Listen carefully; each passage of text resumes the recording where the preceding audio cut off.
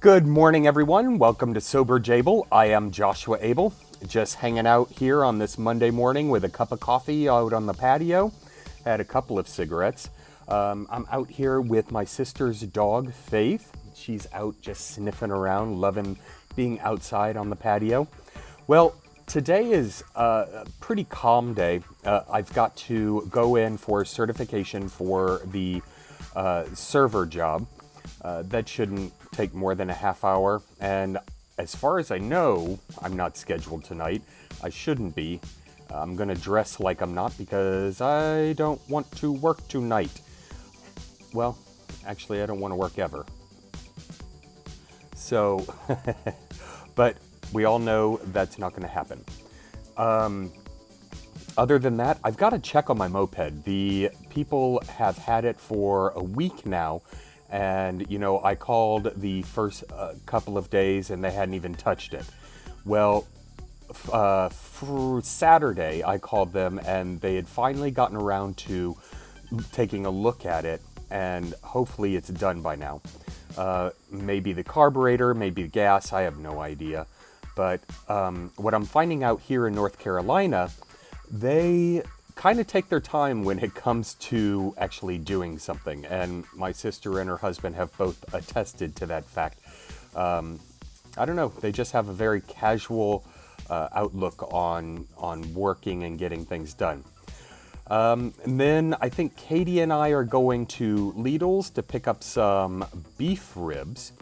I've never had beef ribs before. I thought they only came in pork, but yeah, that's what we're up to today.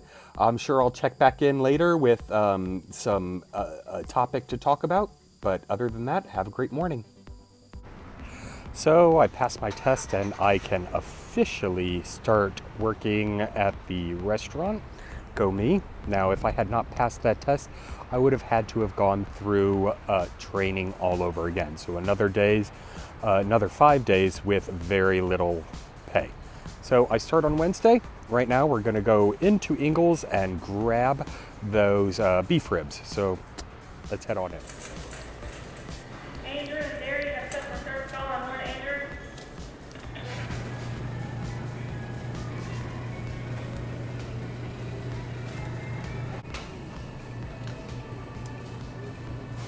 You don't have to do that. So I'm not getting my moped back today. I called the place and the part still hasn't come in, so they're continuing to work on it. They keep saying they'll give me a call back, but I'm the one who has to keep calling them. Whatever, as long as I get the thing back, then I guess there's not much I can do about it right now. So still waiting on that.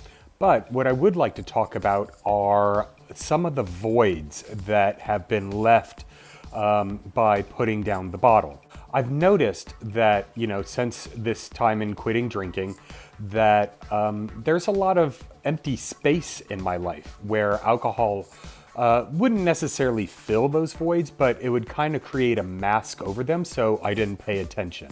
And ultimately, I'm finding out I'm kind of a variable Swiss cheese of sorts. I've got holes where, time is a factor. I have a lot of time on my hands. And, when I was drinking, as soon as I would wake up in the morning before work, I'd hit the bottle and, while I was getting ready for work and that would fill up a lot of time. It was something to do with my hands. And so I actually felt like I was doing something. And, on the way to work, riding the bus, I would, have a masked little drink, either some wine bottles or straight up vodka while sitting on the bus on my way to work. And on the days that I had off, I would actually, towards the end, just lie in bed all day, drinking and watching Netflix. And that's how I spent my time. Now that I'm not drinking, I am finding that, I wake up, I'm like, what do I do? And now I haven't officially started working, so I have a lot of time on my hands. And When during periods of sobriety, I could fill that time with things that I actually enjoyed doing. I would go to the gym. I would hop in the car and explore different areas of the city I was living in.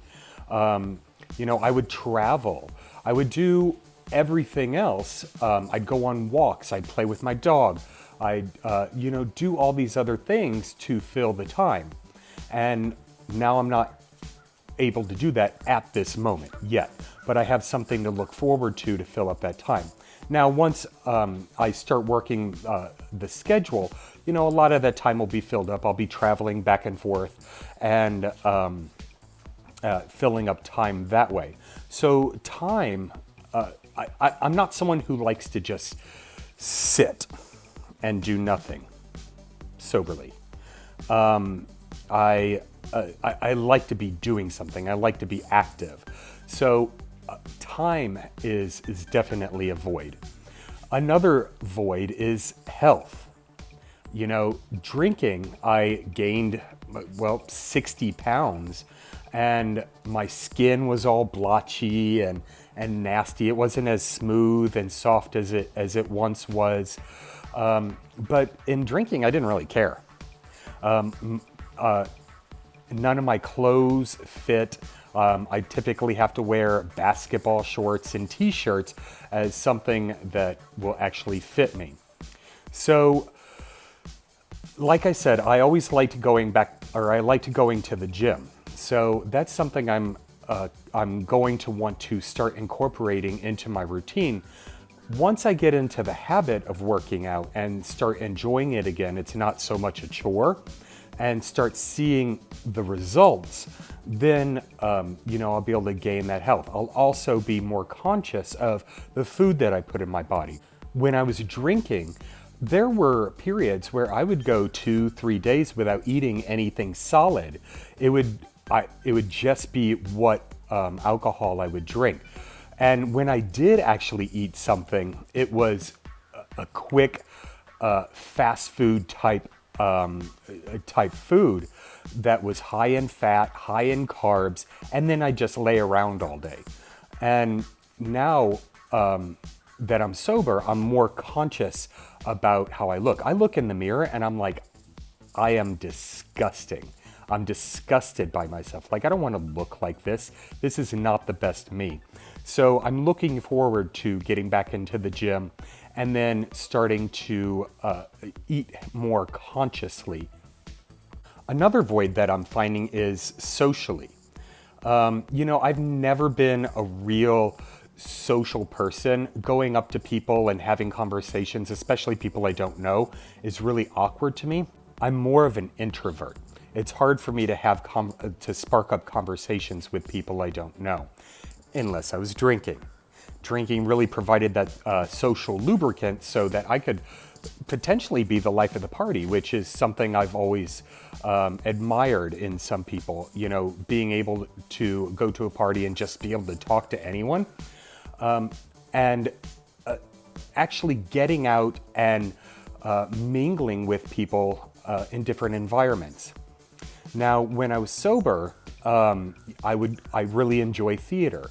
So I would audition for plays and commercials and film and things like that. And through those vehicles, I would automatically be introduced to people who had similar interests. And so it was easier to talk to those people. So now that I'm not drinking again, I'm going to need to find those different avenues. Alcohol also provided me a way to disassociate with my friends and family. I had all the friends and family I needed in that little bottle. And so there's definitely a void there of human interaction. Fortunately, I'm living with my sister and her family, so I do have that human, connection with people I know, love, and trust. So, but I am going to need to get out and, actually communicate with people of similar interests. And of course, there is a spiritual void. You know, and this kind of extends past drinking. This is something I've always had, and probably with those other voids as well. These are underlying issues that I've had for a long time. And like I said, alcohol just kind of masks them. But I've never really been spiritually fulfilled. And I'm not talking about religion or anything like that. I'm talking about, you know, really finding out what I believe and having something to believe in greater than myself.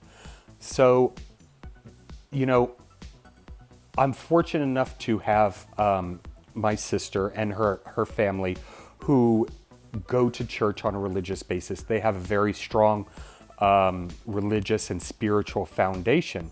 And they've introduced me to their church and their congregation. And that's actually helped.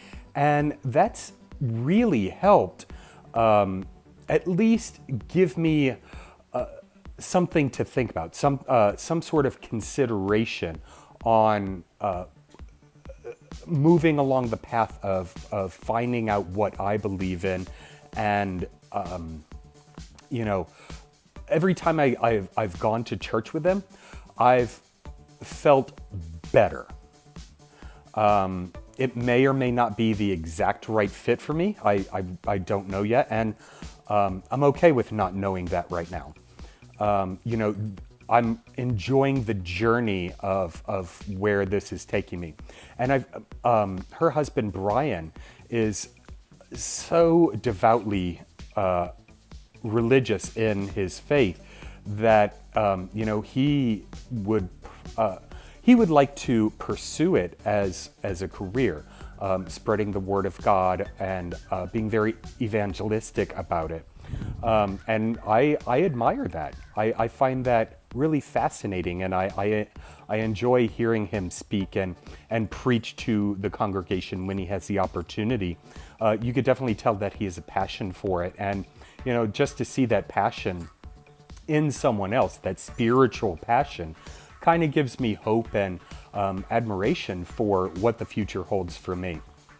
But I hope you got value out of this video. If you did, please make sure to like, share, and comment below.